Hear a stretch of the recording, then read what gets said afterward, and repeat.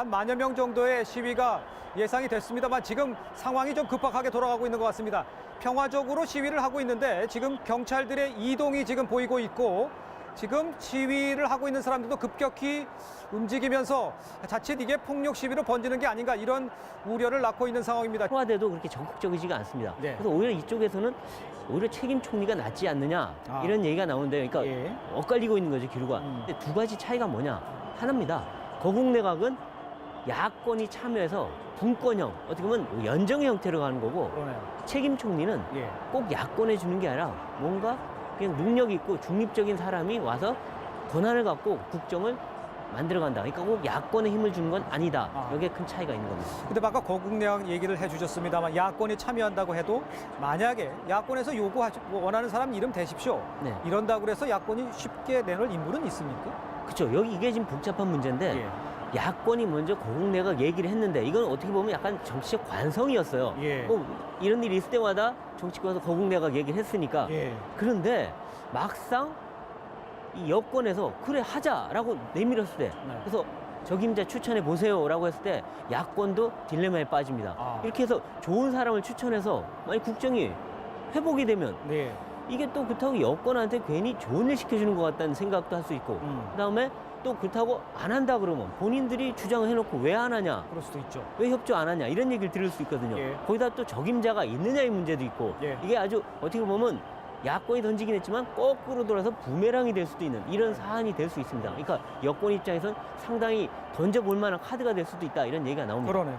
자, 그렇다 그러면 이제 관심사는 누가 이제 국무총리 되느냐인데 네. 지금 물망에 오르고 있는 사람들이 어떤 사람들이 있습니까? 네, 지금 뭐 다양한 얘기들이 나오고 있습니다만 가장 유력하게 나오는 인사는 일단 1순위는 손학규 전 대표가 아닌가 예. 싶습니다. 그리고 그 백남기 씨, 고 백남기 씨의 부검영장을 재신청 안 하기로 했는데 예. 그런 불상사가 일어난 것에 대해서도 경찰은 굉장히 우려를 하고 있어요. 그래서 지금 일단은 광화문 광장까지는 예. 시위대가 점거를 했는데 예. 이 이후 상황은 좀 더 지켜봐야 할 것 같습니다. 예, 그렇군요. 근데 저희가 지금 들어온 속보에 의하면요, 이제 행진 행렬이 광화문 사거리 경찰벽을 뚫고 진입을 했다 이런 어허. 속보가 들어오고 있는데 네. 이렇게 되면 자칫 불법 시위로까지 번질 수 있는 가능성도 있는 거 아닙니까? 이 자체가 법으로만 따지면 불법 시위이긴 하죠. 도로 점거를 불법으로 했으니까요. 하지만 이 지금 여론이나 상황을 봤을 때 무조건 불법은 맞지만 경찰도 아까 말씀드렸다시피 불법이라고 다 지금 강력 대응을 하면은 예. 이 여론이 지금 흔들릴 수 있거든요. 그리고 그 1차 광화문 저지선이라는 것은 그 이쪽 청계천 쪽을 말하고 있는 거고요. 그렇습니다. 지금은 이제 저 세종대왕상 앞에 있는 저지선을 예. 1차 저지선으로 보는 게 맞는 것 같습니다. 자, 시청자 여러분 다시 한번 정리를 해드리도록 하겠습니다. 지금 행진 행렬이 광화문 사거리 경찰벽을 뚫고서 진입을 한 상황이고 경찰은 광화문 앞에 차벽을 설치를 했습니다. 또 경찰은 광화문 세종대왕상에서 마지막으로 방어선을 지금 구축을 한 상황입니다. 지금 화면에 위쪽에 보이시는데 세종대왕 앞에서 막을 설치를 했고 뒤에 지금 경찰들이 움직이는 장면을 직접 보실 수 있습니다. 화면 윗부분에 광화문 앞에 바로 경찰들이 움직이는 장면을 봤습니다만 눈에 띄는 건 지난번과 별개해서 물대포가 없다 이런 얘기인데 뭐 그런 지침은 내려와 있는 상황인가요?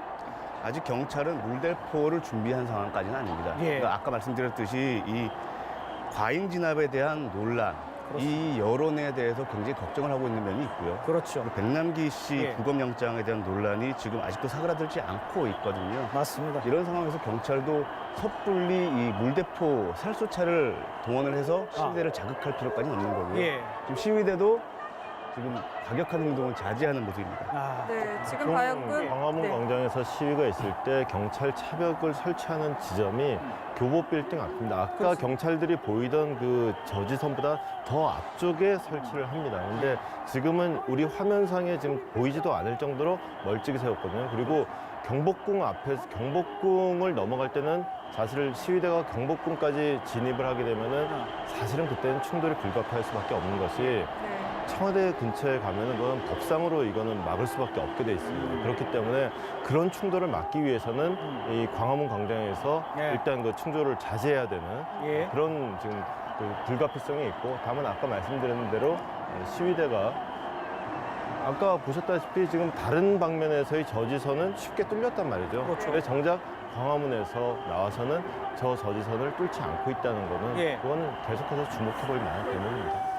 네, 그런데 저희가 지금 현장 취재 기자의 말에 따르면요, 이 경찰이 집회 신고 지역을 벗어났다면서 해상 방송을 하고 있다고 합니다. 또 참석자 일부가 이 경찰이 밀치면서 계속 북쪽으로 진입을 시도하고 있다는 건데, 이 북쪽이라고 하면은 이 청와대를 뜻하는 건가요? 네, 그렇죠. 경복궁 방향을 얘기하는 거죠. 박근혜 대통령과 이 최순실 씨 사태로 한 2주 전부터 SNS로 집회 동료가 계속 이어졌고요. 예. 실제 오늘 현장 구성원을 봐도 시민단체 소속이 아닌 일반 시민들도 지금 굉장히 많은 상황입니다. 예, 그렇군요. 네, 이 야권에서도 오늘 이 집회에 참여한다는 얘기가 있었는데 지금 집회에 참여한 야권 인사가 있습니까?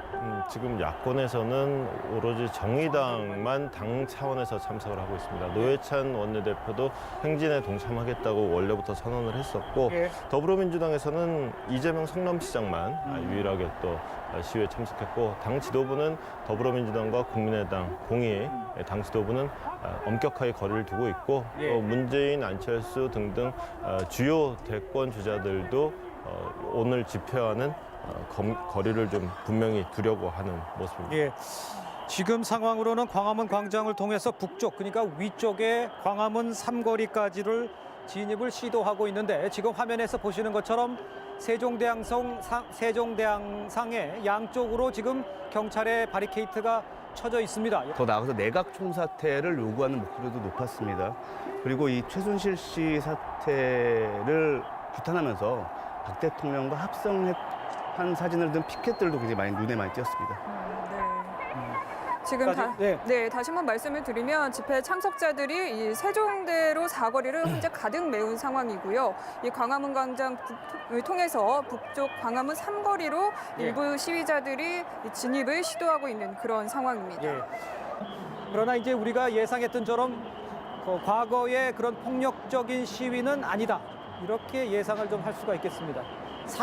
지금 살수차가 등장했다는 소식이 지금 들려오고 있습니다. 시위가 지금 과열 양상으로 변화가 되면서 살수차가 등장을 했다. 이런 현장 기자의 리포트가 들어오고 있습니다.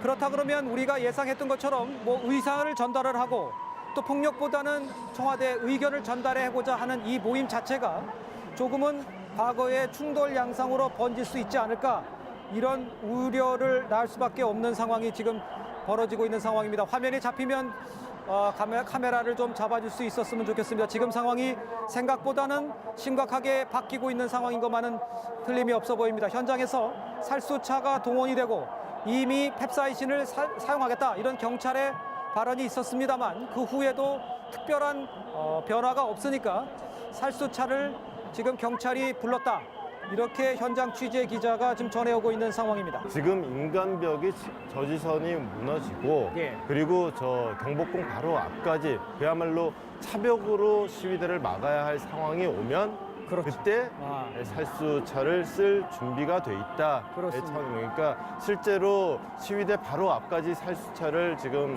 대기시켜 놓고 지금 위협을 가하는 상황은 아니라는 거죠. 예, 그렇습니다. 네, 그러니까 지금 이게 세종대왕 앞까지 예비용으로 보입니다. 예, 맞습니다. 네. 예비용으로 경복궁, 지금 화면에 보이시는 저 경복궁 앞에 살수차가 등장한 것이지 네. 시위대 앞과 대치하고 있는 상황에 살수차가 등장한 건 아니다, 이렇게 네, 봐야 그렇죠. 이게 지금 살수차를 시민들 앞에 가지고 나올 경우에는 정말로 이 시위에 참가자들이 이 감정이 과격해지면서 그렇습니다. 여기서 백남기 농민 얘기가 또 나올 거고, 그러면 정말로 시위가 과격해질 수 있는데 예. 지금 볼 때는 일반 시위 참가자들은 잘은 안 보이게 있고 어두우니까. 예. 근데 만일에 이 저지선이 뚫리면 예. 그 다음번에는 정말 청와대가 뚫릴 수 있기 때문에 청와대로 간 길로 바로 연결되기 때문에 예. 그 앞에는 일단 예비용으로 갖다 놓은 것 같은데 저것도 너무 좀 빠르지 않나 싶어요. 왜냐하면 저게 지금 이 화면에 잡히고 그러면 이게 또 실시간으로 시위자들 이 휴대폰으로 다 연결이 되거든요. 그렇죠. 그러니까 그렇게 되면은 드디어 살수차 나왔다, 아. 싸워보자, 이런 얘기가 나올 수 있기 때문에 예. 아마도 저건 좀 안 보이게 치워놓는 게 좋지 않을까 싶네요. 예.